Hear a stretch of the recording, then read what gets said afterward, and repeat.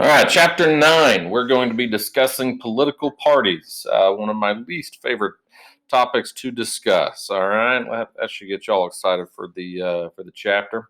What we need to know here is that first off, from the very beginning of American history, um, our very first president under the Constitution, George Washington, gave us a good piece of advice, a warning as he was leaving office as the first president to kind of test drive our country under the Constitution. And he said, there's three things that you need to know. Number one, in the future, we need to not engage in entangling alliances that will draw us into foreign wars. And what do you know? What have we done almost our entire existence but engage in entangling alliances that draw us into foreign wars? Number two, he said, do not have a large and encumbering national debt. And what do you know? We are well into the trillions and the trillions and the trillions of dollars of national debt. There will never come a time when we have actually paid off our national debt or even really began paying back on it. And then finally, he said, do not break into political parties. That the ideas of faction and party are divisive and will pull the country apart. And it was literally within a year of him saying this that we break into pretty much full on two political parties. And we've been in a party system essentially ever since. What do those parties look like? The first real party leaders that we had in terms of ideology were Thomas Jefferson and Alexander Hamilton. Jefferson's group, they became known as the Jeffersonian Republicans, and Hamilton's group were the Federalists. Hamilton and his ilk, they believed in a strong central government. They believed in a big, strong army and navy, specifically navy. That way you could protect all of the goods being shipped across from our East Coast into Europe and everything like that. And so you needed a stronger government to do that. You needed a government that could lay tariffs on goods and everything like that to engage in protectionism and keep American businesses from having to compete so much with foreign goods. Jefferson, however, the ultimate agricultural individual, believed in a smaller government, did not want a bunch of tariffs that would cut down on their ability to sell their farm goods overseas, did not want a large and encumbering size of government and things like that. And so you essentially have your first system of government, and it will roll that way for a little while. It's not until after the War of 1812 in which we entered what was called the era of good feelings, and that would have been essentially between about 1816 till about 1824, 1828-ish. And really our first real party to break up out of those Democratic Republicans, as they were kind of called during that period. The Jeffersonian Republicans kind of became the Democratic Republicans, and there's really only one party at that time, and the only time in American history that's been the case. And out of that, they're going to have the birth of Andrew Jackson's party, known as the Democrats. And the Democrats believed in a slightly stronger central government. They wanted to have a lot more activity and everything of that nature from the federal government level. And so it's going to be Andrew Jackson that kind of heads that second system. So now we have a system in which you have the Democrats and the Democratic Republicans. Eventually, that's going to kind of switch a little bit, and the second system is going to give way from Democratic Republicans to being known as Whigs. Okay, and the Whigs was actually the name of a political party over in Britain, but that political party was opposed to the king. And so they called themselves the Whigs here because they believed that Andrew Jackson had become a king. So now you have the Whigs and the Democrats.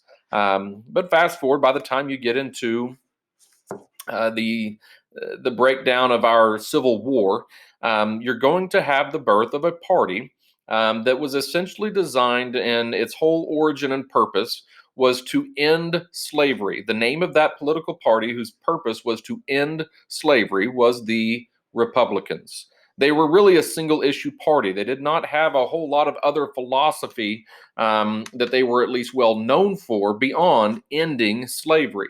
And the first president to serve as a Republican was a man named Abraham Lincoln. Elected in 1860, his election as a Republican signaled to individuals in the South that if you've got a Republican president, this is the end of slavery and the end of life in the South as they knew it.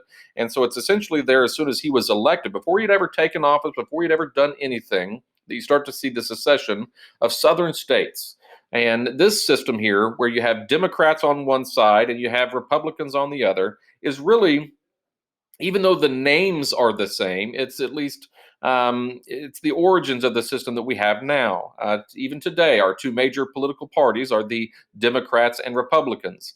The people that vote for them are very different than originally were voting for them. The issues that we're fighting about now are very different than the issues they were fighting about then. And obviously, since slavery came to an end, the Republicans had to expand their whole purpose and everything like that, because once slavery is over, you can't fight to end slavery. And so what are Republicans going to do? They're going to ally themselves with business in many ways. And essentially, we're going to see that there's going to be a constant economic determination of what these parties are going to be at any given time. And again, you look at this particular campaign flyer from 1868. You can kind of very definitely see Democrats and Republicans appealed to two very different groups of people.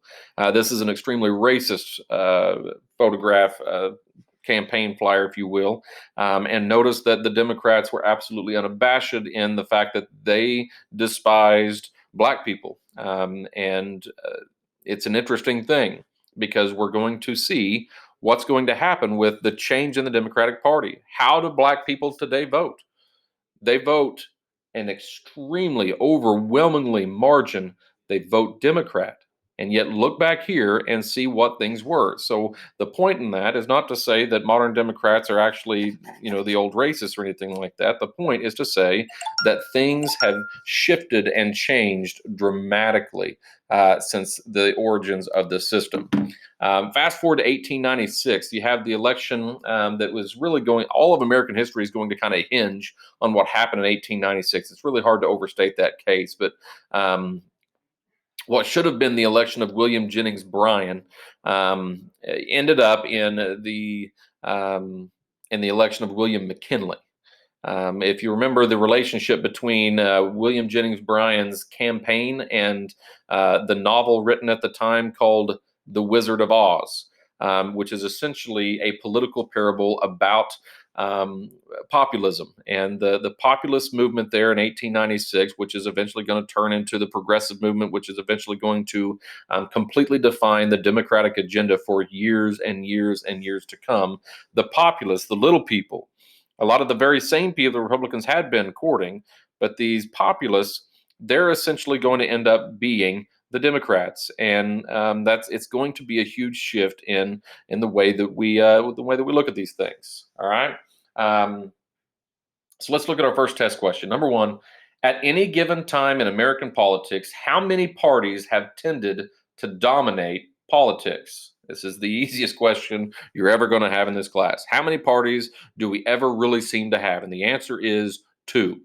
We always seem to have a two-party system. You'll actually be watching some videos and things of this nature that will help to illustrate to you why we always seem to have only the two parties. But essentially, that's the way that things are always going to cycle towards, unless we were to change the system, which doesn't seem to be very likely. So what do we see here? All right. Among those voting, we see Democrats in the blue, Republicans in the red. If you are African American, you are highly likely to be a Democrat. If you are Hispanic, you are highly likely to be a Democrat. If you're Catholic, you're likely to be a Democrat. If you come from a union household, you're likely to be a Democrat. If you have an income below $20,000 per year, you're likely to be a Democrat. If you're female, you're more likely to be a Democrat.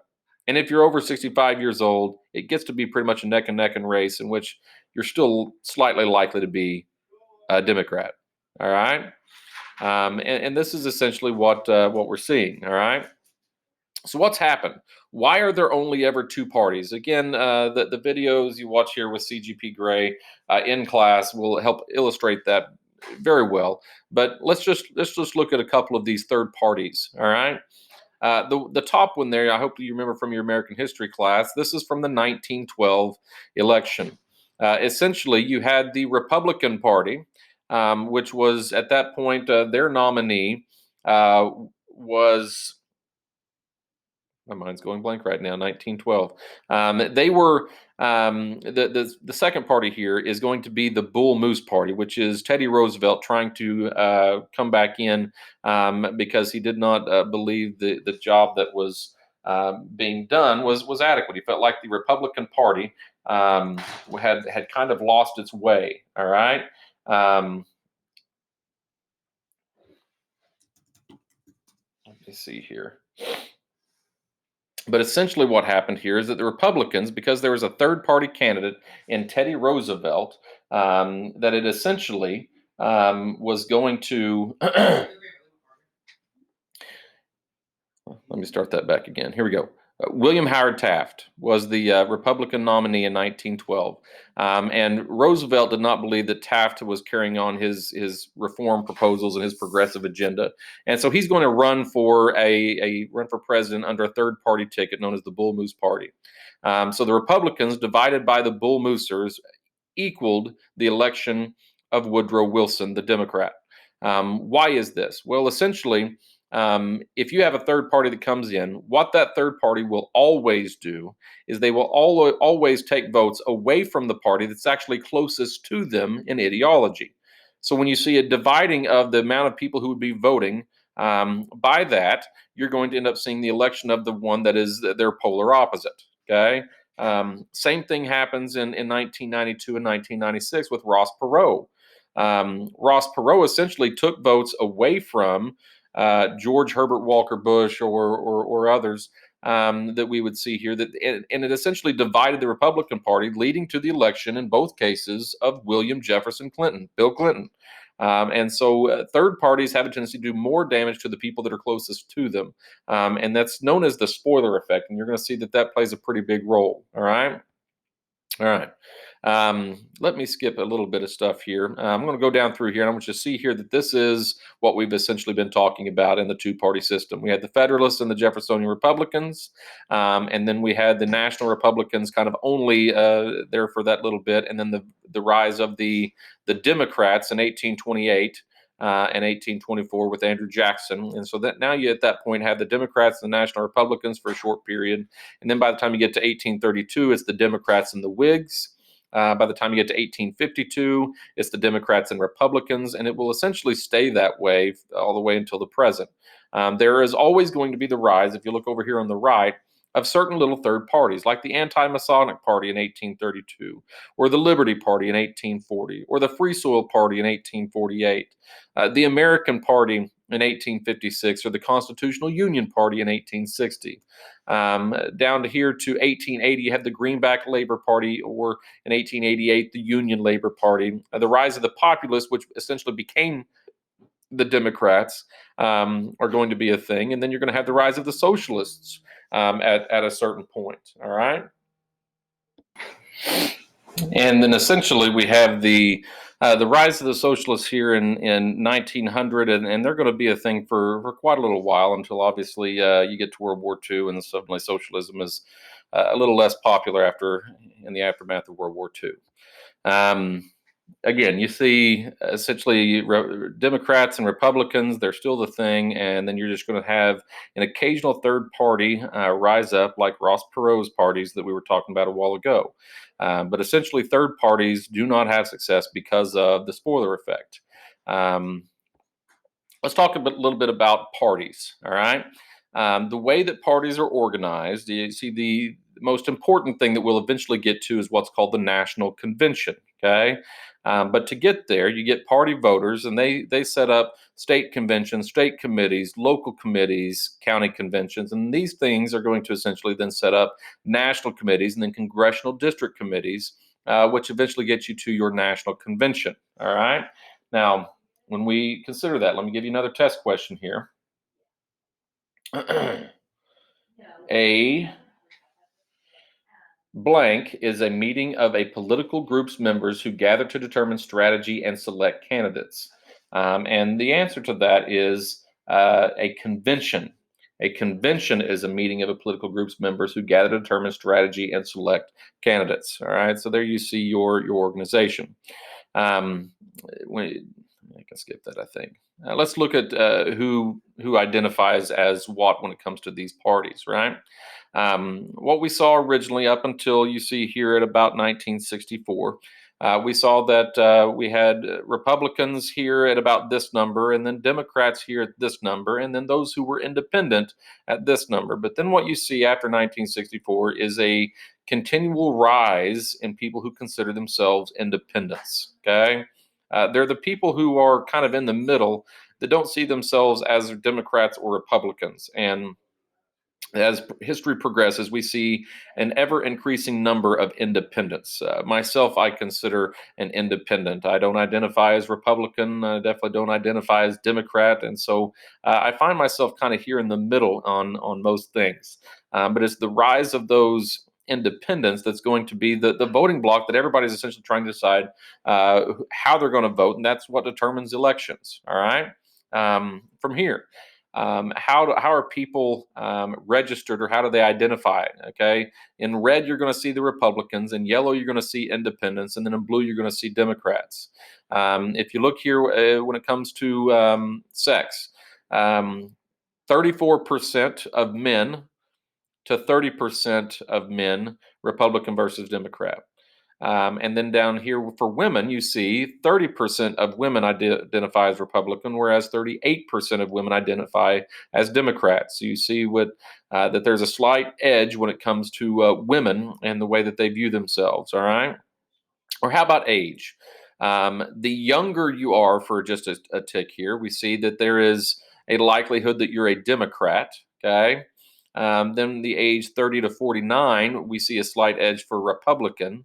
Ages 50 to 64, this has a lot to do with Social Security, mind you, is a slight edge here. And then same thing here. You're more likely to be a Democrat kind of the older you are here. There's one little stretch of life where you're more likely to be a Republican. When it comes to race, if you are white, you're more likely to be a Republican. And if you're black, you're a whole lot more likely to be a Democrat. By education, if you have no college, you're likely to be Democrat. If you have a little bit of college, you're likely to be Republican. A college graduate is likely to be a Republican. And then those who do postgraduate work are likely to be a Democrat, which is an interesting trend there. It's very inconsistent on that particular front. All right. Um, so let's consider here among African Americans. Test questions. Since the 1930s, most African Americans have identified as, and you can kind of see here, is very definitely Democrat. Prior to the 1930s, it's a very interesting thing here. It was the Republicans that were the party of ending slavery. And so if you were black and you genuinely had the choice on how you were going to vote, you were going to vote Republican because blacks were for minority rights, specifically black rights. And then it's going to be that way right up until the Great Depression. The Great Depression will be a huge turning point for black voters because it's the Democrats that are reaching out and helping the most vulnerable during the Great Depression. And so, therefore, it's going to be the blacks that are the most vulnerable during the Great Depression that will be increasingly voting for Democrats. All right, let's keep going. Household income. All right. Under 20,000, you're likely to be a Democrat, and it's going to stay that way right up until you get to $50,000 and more, and then all of a sudden you become a Republican. All right.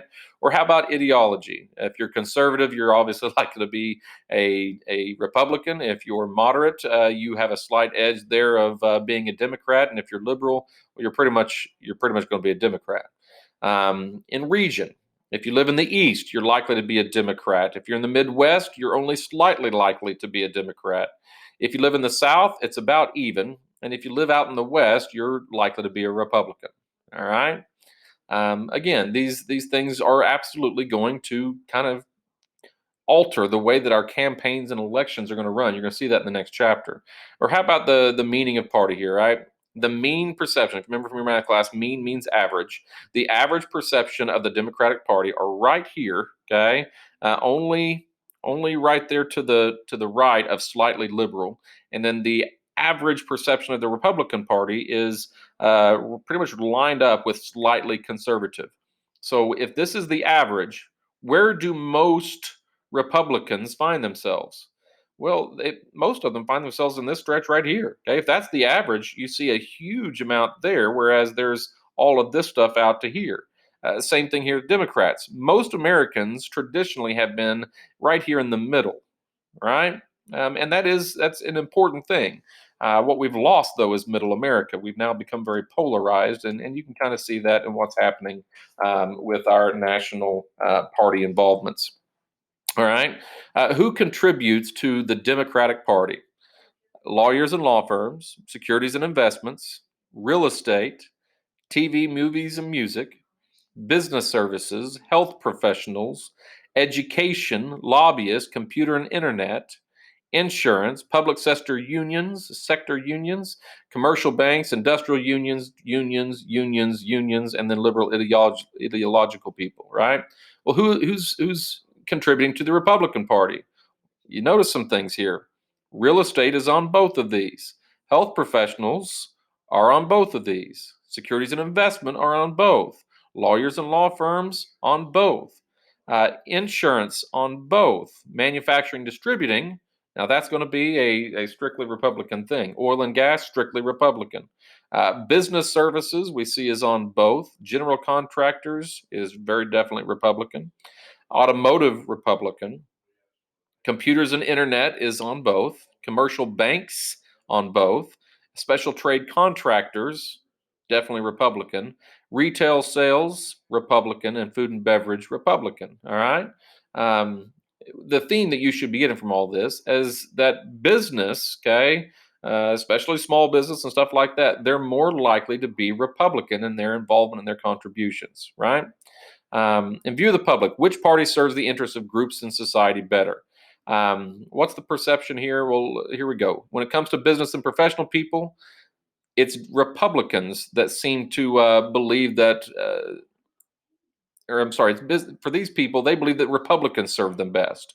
For white collar workers, they believe Republicans serve them best. For skilled workers, they believe that Republicans serve them best.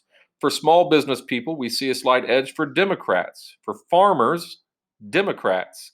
Retired people, Democrats. Unemployed people, Democrats. Women, Democrats.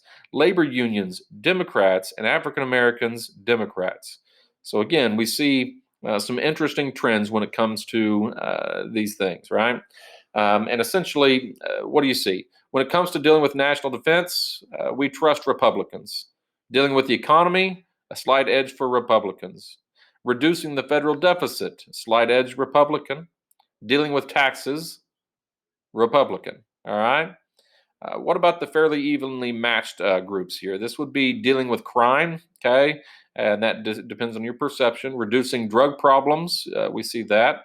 Reforming the welfare system, we see very equal there. And then finally, you get to the democratic advantages. Let me back up. Dealing with Social Security is definitely something they trust Democrats to do. With education, they trust Democrats to deal with. Dealing with the problems of healthcare, we trust Democrats to deal with. And then finally, protecting the environment, we definitely trust Democrats to deal with. So let me give you your last question here, and that's going to be this. Which of the following statements about parties in Congress is true? All right. The answer is that all members are allowed to take part in the election of the Speaker of the House. This is actually going to be in one of your later chapters, but the test question falls here, so I want you to have the answer to it. So there you go. Which of the following statements about parties in Congress is true? It's that all members are allowed to take part in the election of the Speaker of the House. All right.